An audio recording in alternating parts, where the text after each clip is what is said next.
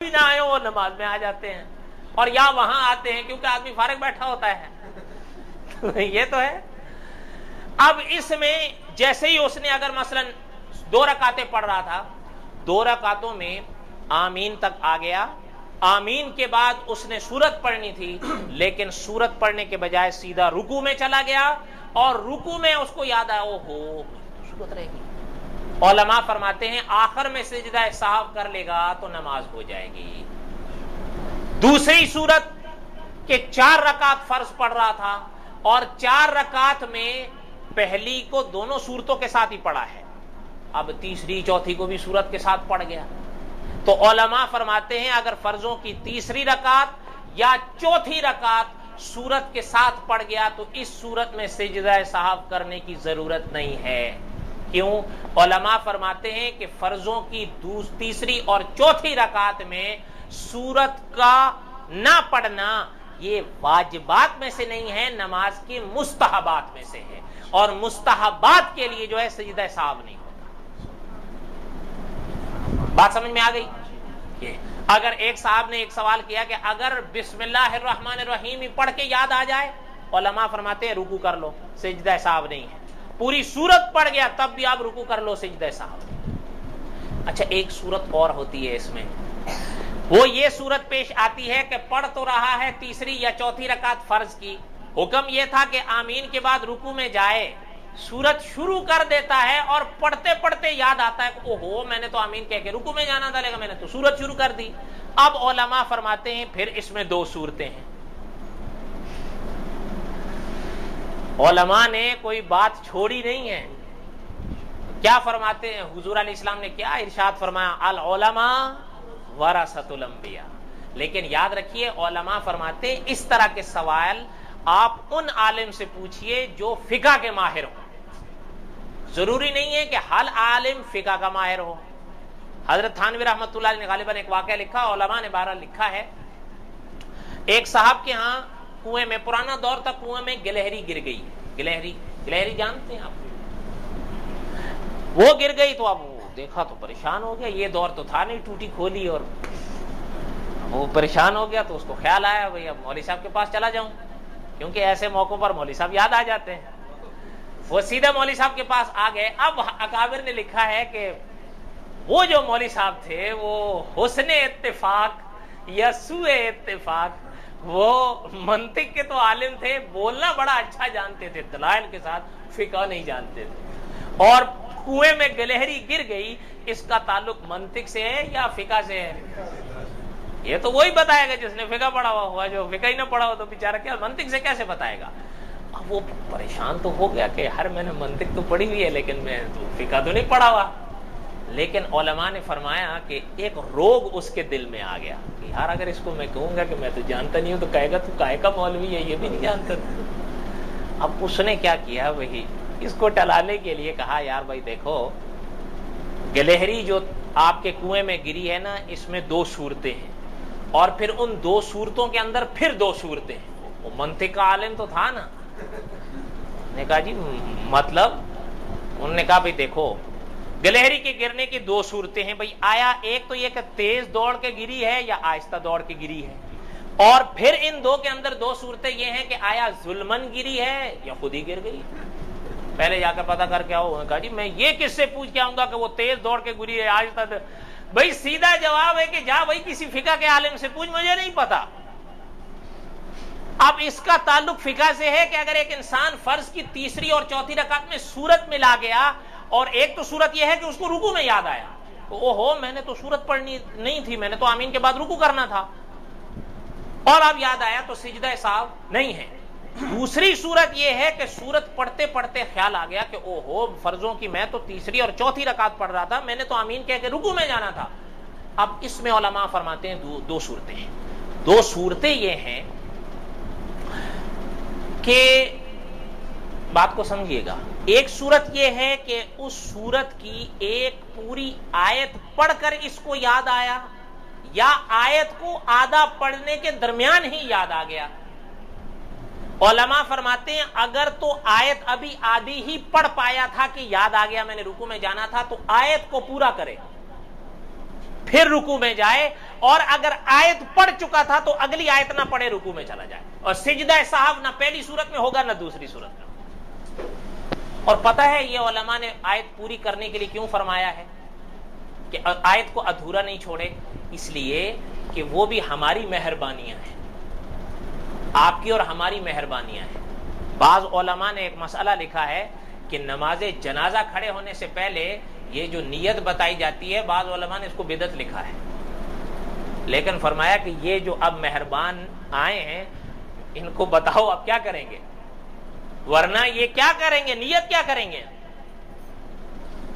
اب یہ ہماری مہربانیاں ہوئی ہیں کہ جو علماء نے فرمایا کہ اس آیت کو ادھورا نہ چھوڑے، پورا کر لے۔ اس کی وجہ کیا؟ علماء فرماتے ہیں اب عوام قرآن پاک کے آیات کے ترجموں سے واقف نہیں ہیں، کبھی کبھی آیت کا ترجمہ آدھا چھوڑنے سے معنی بگڑ جاتا ہے، معنی بگڑے گا تو نماز ٹوٹ جائے گی، اس لیے آیت کو پورا کر لے، آیت کو پورا کر لے گا تو اس سے نماز نہیں ٹوٹے گی اس کی۔ سمجھ میں آ گئی بات سمجھ میں آ گئی؟ ٹائم تو بہرحال ہو ہی گیا، آخری 6 منٹ 10 پورا کر لیتے ہیں جی۔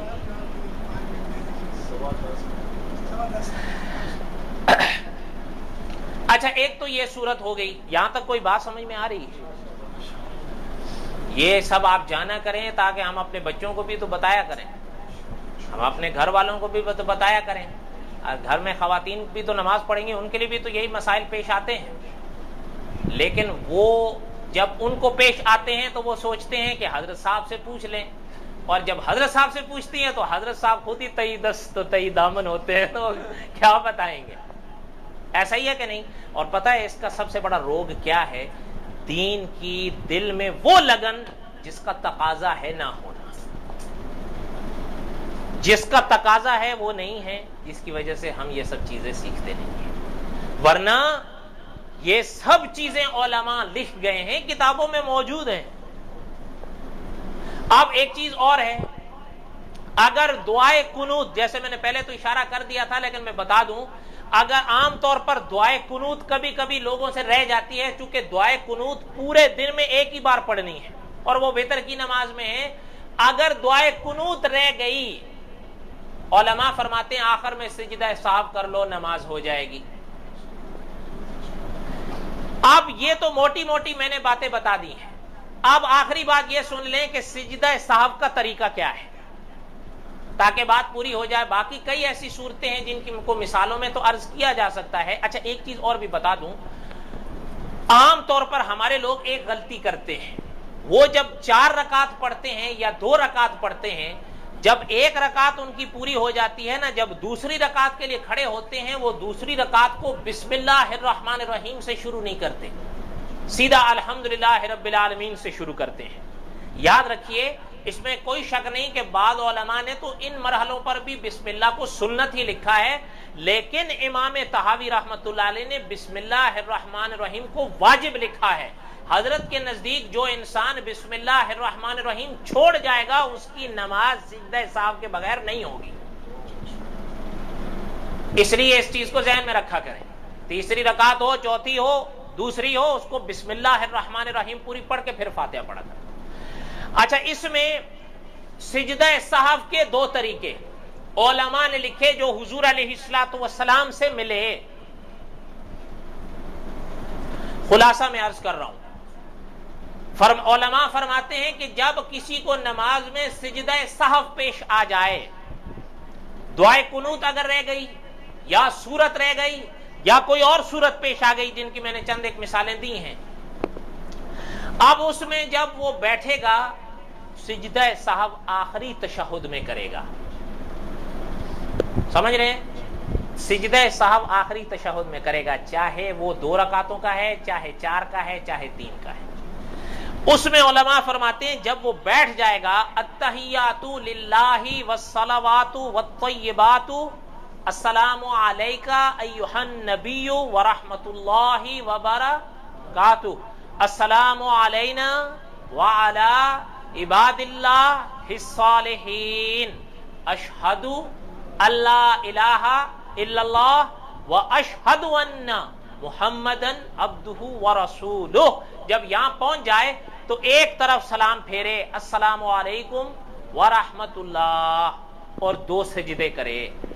क्या करे?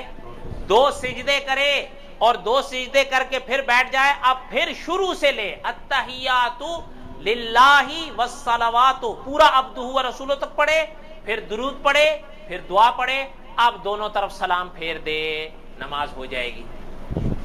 अच्छा, इसमें एक और सूरत भी मेरे ज़हन में आई, वो भी जरा सुन लें। कभी कभी ऐसा होता है कि इंसान पढ़ता 4 रकातें हैं, 2 रकातों के बाद सलाम फेर देता है, और जैसे ही सलाम फेर देता है उसको याद आता, ओहो मैंने तो तीसरी रकात के लिए खड़ा होना था, मैंने तो सलाम फेर दिया। तो उलमा फरमाते हैं कि अगर सीना काबे से नहीं हटा, अच्छा ये चीज भी सुन लिया करें, बाद मुअज्जिन हमारे आजान देते हैं बड़ी जबरदस्त, लेकिन जब हय्या अला सलाह पे पहुंचते हैं यूं हो जाते हैं, ये पूरा सीना काबे से हट हो जाए। हालांकि उलमा ने अजीब बात फरमाई कि अगर आजान के दौरान सीना काबे से हट गया तो आजान टूट गई। ये फेरे आपका, ये हय्या अला सलाह पे जो आपने फिराना है ये फिराओ, ये नहीं कि ये काबे से सीना ही हटा दो। इसलिए इसको हमारे अकाबिर फरमाया था आजान दें, लेकिन आजान देने से पहले आजान को सीखें। शौक तो होता है लेकिन सीखना पड़ता है। अच्छा खैर, उसमें यह है कि अगर 4 रकातें पढ़ रहा था, तीसरे पे सलाम फेर दिया, दूसरे पे सलाम फेर दिया, उलमा फरमाते हैं अगर इसका सीना काबे से नहीं हटा और किसी से बात भी नहीं की, कोई ऐसा काम भी नहीं किया जो नमाज को तोड़ दे, मसलन दज्जाल साहब बढ़ पड़े, हमने उठा के हेलो, ये हेलो गई, इस तरह का कोई काम नहीं किया। अच्छा, यहां तक उलमा ने फरमाया अगर इस तरह का कोई काम नहीं किया लेकिन दुरूद पढ़ने लग गया, तस्बीह पढ़ने लग गया, उलमा ने फरमाया कोई बात नहीं, अब भी याद हो गया, खड़ा हो जाओ, 1 रकात और पढ़े जो तीसरी है, चौथी है, आखिर में सिजदा साहब कर ले, नमाज पूरी हो गई। ठीक है, ये मोटी मोटी सूरतें जो आमतौर पर पेश आती हैं वो बता रहा हूं। अच्छा, अब इसमें तशहुद, यहां बात समझ में आ रही है लाला कि नहीं? आप मस्त हो रहे हैं या सोना बना रहे हैं? मस्त हो रहे हैं, अच्छा फिर ठीक है। अच्छा, अब उसमें एक सूरत ये पेश आती है कि दूसरा हमारे अकाबिर ने एक तरीका लिखा है, उसको समझिए। सिजदा साहब का कह रहा हूं, सिजदा साहब का जो मैंने पहला तरीका बताया है वो क्या है? अब्दुहु व रसूलुहु के बाद एक तरफ सलाम है, 2 सिजदे हैं, फिर अत्तहियातु लिल्लाह शुरू से है और आखिर तक दुरूद दुआ पढ़ के सलाम दोनों तरफ फेर दें। ठीक है, एक और बात पेश आती है कि हमने करना होता है सिजदा साहब, सिजदा साहब ही भूल गया, होता है ना, जनाब हमारे साथ हैं और वो ऐसा है कि वो कहीं छोड़ता ही नहीं, बल्कि हमारे कारी अब्दुल्ला याबी साहब फरमाते हैं जब हाजी रमी करता है ना, वो कहता है मार ले तुझे यहां से निकल, मैं देखूंगा तेरे साथ। अब इसलिए कि वो बहरहाल दुआ करें अल्लाह ताला उसे जान छुड़ाए, ये बड़ी एक अजीब, आखिर दम तक वो जान छोड़ता नहीं। हुजूर अलैहिस्सलाम ने फरमाया जब मौत का आलम शुरू होने लगता है उस लम्हे भी आता है, यहां तक हुजूर ने फरमाया कि किसी के आगे मां की सूरत बनकर आता है, बाप की सूरत बनकर आता है, वो आखिरी कोशिश फिर करता है कि ये हजरत आदम का बेटा है, ये किसी तरीके से भी खुदा का इनकार करके जाए, आखिरी लम्हे तक कोशिश करता है। हमारे एक देवबंद के आलिम थे, उनका आखिरी वक्त में शैतान के साथ मुनाजरा हुआ था, जो मुफ्ती आजम हिंदो पाक मोहम्मद शफी साहब रहमतुल्लाह अलैह ने बाकायदा रिसाले में लिखा है। कभी जिंदगी रही तो वो कभी सुनाएंगे, अभी तो मौका नहीं है।